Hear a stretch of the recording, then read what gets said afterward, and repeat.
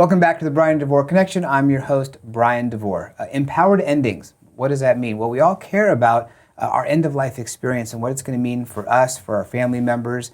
And I wanted to have two people come on and talk about the work they're doing. They've partnered together in more ways than one. They are a husband and wife team. They're doing some amazing work for that end-of-life experience with their company, Empowered Endings. And here to join me to talk about that are Dr. Bob Uslander, Dr. Bob, and Elizabeth Uslander. How are you guys doing today? Great. Thank you so much. Wonderful, thanks. Good. So medical doctor and social worker / spiritual counselor. I love that, spiritual counselor. Unique combination, and I wanted to talk to you about the wonderful work you guys are doing. Elizabeth, talk about how you got this whole thing started. Sure. So as you said, spiritual counselor and social worker are my training and trade.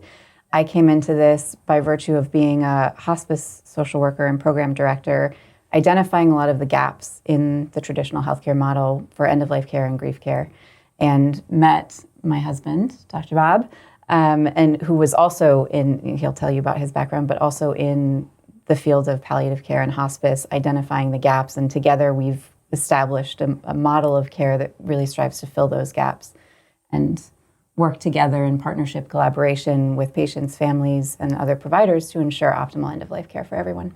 Awesome. And so I met you, Dr. Bob. It's been a while now. It's been a while now. I remember meeting you. The first time I met you was we were hosting a group of people like yourself, people in hospice, talking about end-of-life care, and I was fascinated by just your breadth of experience and your knowledge. Tell us how you got into that line of work.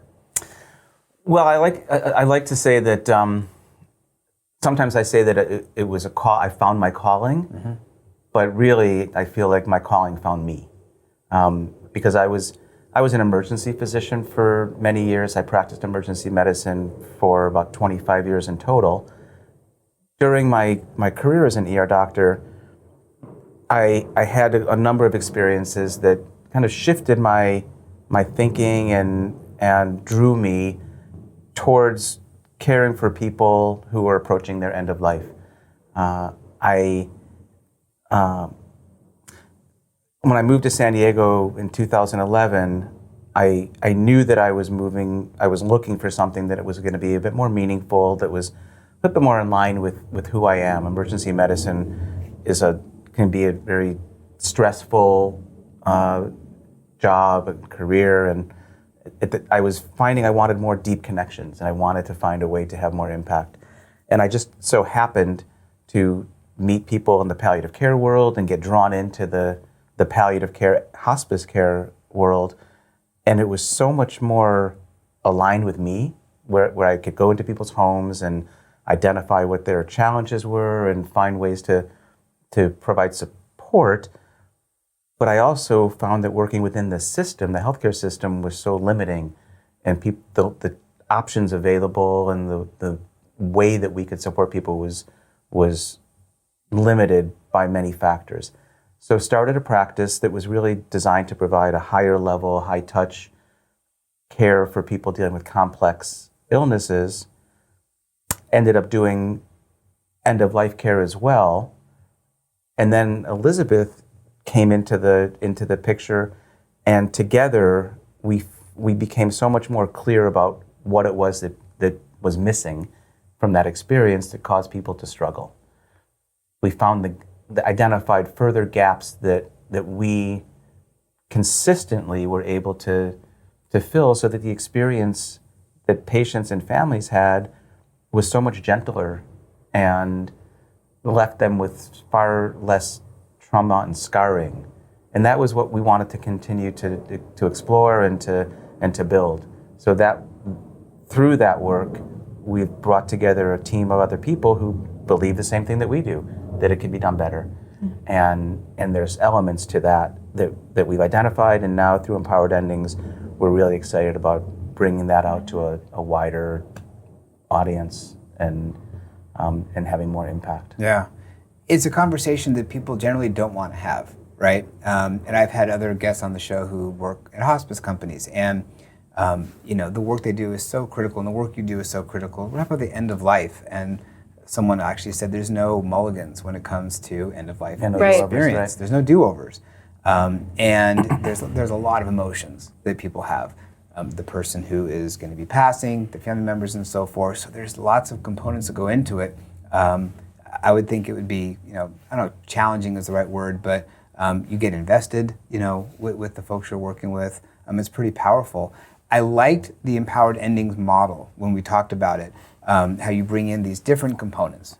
Okay, who wants to talk about the different components in empowered endings? Well, I'll start with an overview. So we've identified 4 elements that are really not a part of the traditional model of end-of-life care.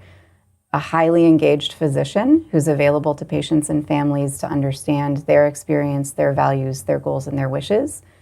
A doula, which can be a person of a variety of different backgrounds, who's available to be a companion and a guide to the patient and also the family, very importantly, throughout the process and then also afterwards, so the before, during, and after the transition of the patient who is passing. Family support, which is not really a part of the medical system. Caregiving is one of the key topics right now in public discourse because there is no support in the insurance model, in the social structure for people who are providing for their loved ones in their end-of-life phase. So family support is a huge element that's missing from what people normally typically have access to, and also support for the staff and providers that we're collaborating with in spaces where there are sort of niche specialties like end-of-life options, which are legal in California, for example. There isn't necessarily a lot of education or access to understanding some of the nuances of that care. And so our model is designed to specifically fill those gaps by providing the support, guidance, and education to patients, families, and collaborating providers, and really just working together to ensure that everybody's experience is optimized. It's funny, you say the word doula, right? Yeah. And we talked about this the other day. I think doula, I think birth, right? Right. It's a transition. The baby goes from the womb, to in life. So that's kind of what the doula does, is help someone through that transition. But I've not heard of that with this type of situation. Yeah. So that's one of the things we're really excited about is we recognize that back in the 70s and 80s, early 80s, everybody was born in hospitals. There was no other options. I mean, maybe a rare person would want to do a home delivery, but people would think that was crazy. Yeah, it's so strange, right? Yeah, why would you risk that? And then over a period of years, birth midwives and doulas came into existence, and the whole concept of birthing changed. They developed birthing centers, and there was a whole new energy and excitement around options to have an experience that was more aligned with what was most important to the family. There are now is a growing body of people who recognize that the end-of-life space needs to be treated in a similar way. More options, more beautiful experiences, more support. So there are people being trained as doulas, end-of-life doulas. We recognize how incredibly valuable it is to have people like that as part of the team, because they're completely devoted to helping to smooth the transition, to educate the family to be a caring, loving presence, to help establish rituals around the time of death, to help with all the different possible types of burials and cremations and additional support.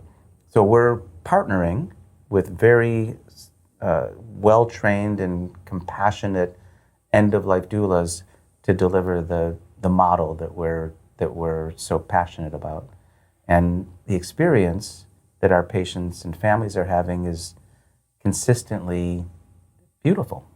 And we recognize that a lot of what we're doing is really designed to help the loved ones and the families who are left behind experience the death with less trauma and less remorse, so that they can live more fully after the death of their loved one. That's a really critical component of what we do. And a key piece of that is, as Bob was describing, the medicalization of the end-of-life journey is something that has become normalized. And with the introduction of doulas into this process, into this journey that is not just days or weeks necessarily, but can be months and sometimes even years, there's a holistic, organic approach that people can take where you're not focusing care on hospitalization and necessarily treatments that diminish quality of life, but on the things that improve the quality of life, that enhance the quality of life for the patient and for the families. So everybody is feeling more well supported and more aligned in the care that they're getting. Yeah, that's great. And you have a foundation. Tell me about the foundation and how that plays a role. So the foundation was established to help support in all of the ways that we can't necessarily. We currently are offering a number of different services geared towards end-of-life care and options. So we have a bereavement support group. We have financial support for people who are looking for end-of-life options support and don't have the resources to engage it. And we have dreams of making the foundation much bigger and broader in its impact, and creating things like a hospice hotline where you can have an ombudsman type experience to help people understand more about their roles and responsibilities with hospice and what they have access to, how to advocate for themselves, and where to find resources that they might not be able to access in their local communities as easily. That's great. You have a lot of things coming up. We talked a little about rebranding. So talk about what's going on with that. Well, we have come up with the sort of overarching name Empowered Endings, because that's really what we're trying to help people achieve. Empowering somebody's ending often starts quite a bit further upstream. So we're really trying to reach people to help them understand the importance of appropriate planning and appropriate conversations, where we have an institute that is designing training programs and certification programs for people in healthcare, so they have better understanding of how to engage in conversations that empower people. And so the Empowered Endings, we're working on a book, which is really exciting. The book is called Permission to Choose. That's a very prominent feature in everything that we do, is helping people get to a point where they have permission to choose the best course for them. And we're working, as the book is being developed, we're working on a podcast. So our goal is to move the needle on this conversation about end-of-life care, and essentially to create a new specialty of medicine that is built around true end-of-life care.